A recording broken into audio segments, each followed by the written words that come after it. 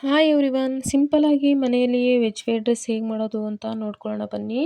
Welcome back to my YouTube channel.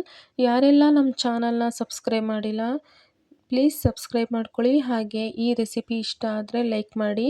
ಕಡಾಯಿಗೆ 3-4 spoon oil ಹಾಕ್ಕೊಂಡು oil ಕಾಯ್ದ ನಂತರ 2 ಆನಿಯನ್ನ cut ಮಾಡಿ ಇಟ್ಕೊಂಡಿದ್ದೆ ಅದನ್ನು ಹಾಕ್ಕೊತಾ ಇದ್ದೀನಿ. ಆನಿಯನ್ನ ನಾನು ಮೀಡಿಯಮ್ ಸೈಜಲ್ಲಿ ಕಟ್ ಮಾಡಿ ಇಟ್ಕೊಂಡಿದ್ದೀನಿ. ನಿಮಗೆ ಬೇಕು ಅಂದರೆ ಉದ್ದುದ್ದನೇ ಕಟ್ ಮಾಡಿ ಇಟ್ಕೋಬೋದು. ಹಾಗೆ ಶುಂಠಿ ಬೆಳ್ಳುಳ್ಳಿ ಪೇಸ್ಟ್ನು ಆ್ಯಡ್ ಮಾಡಿಕೊಂಡು ಚೆನ್ನಾಗಿ ಮಿಕ್ಸ್ ಮಾಡ್ಕೋಬೇಕು. ಈಗ ಎಲ್ಲ ವೆಜಿಟೇಬಲ್ಸ್ನ ಆ್ಯಡ್ ಮಾಡ್ಕೊಳ್ಳೋಣ. 1 ಕ್ಯಾಪ್ಸಿಕಮ್, ಹಾಗೆ ಬೀನ್ಸು, ಕ್ಯಾರೆಟು, ಬಟಾಣಿ, ಹಾಗೆ ಸ್ವೀಟ್ ಕಾರ್ನು, ಹಾಗೆ ಕ್ಯಾಬೇಜು ಎಲ್ಲ ವೆಜಿಟೇಬಲ್ಸ್ನ ಹಾಕಿ ಚೆನ್ನಾಗಿ ಮಿಕ್ಸ್ ಮಾಡ್ಕೋಬೇಕು. ಯಾವುದೇ ಕಾರಣಕ್ಕೂ ವೆಜಿಟೇಬಲ್ಸ್ನ ಸಾಫ್ಟ್ ಆಗೋ ಥರ ಮಿಕ್ಸ್ ಮಾಡ್ಕೋಬೇಡಿ. ರುಚಿಗೆ ತಕ್ಕಷ್ಟು ಉಪ್ಪನ್ನು ಹಾಕ್ಕೊಂಡು ಚೆನ್ನಾಗಿ ಮಿಕ್ಸ್ ಮಾಡ್ಕೋಬೇಕು.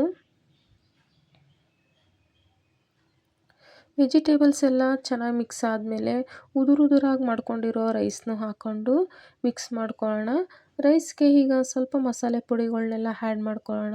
ರುಚಿಗೆ ತಕ್ಕಷ್ಟು ಚಿಲ್ಲಿ ಪೌಡರ್, ಗರಂ ಮಸಾಲೆ, ಕಸ್ತೂರಿ ಮೆಂತ್ಯ, ಪೆಪ್ಪರ್ ಪೌಡರ್, ಲಾಸ್ಟಲ್ಲಿ ಸ್ಪ್ರಿಂಗ್ ಆನಿಯನ್ನ ಹಾಕ್ಕೊಂಡು ಮಿಕ್ಸ್ ಮಾಡ್ಕೊಳ್ಳಿ. ಸ್ಪ್ರಿಂಗ್ ಆನಿಯನ್ ಇದ್ದರೆ ಹಾಕ್ಕೊಳ್ಳಿ, ಇಲ್ಲ ಅಂದರೆ ಸ್ಕಿಪ್ ಮಾಡ್ಬೋದು.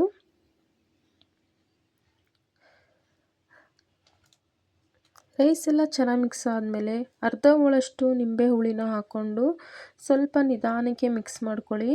ನೋಡಿ, ವೆಜ್ ಫ್ರೈಡ್ ರೈಸ್ ರೆಡಿ ಆಗೋಯಿತು.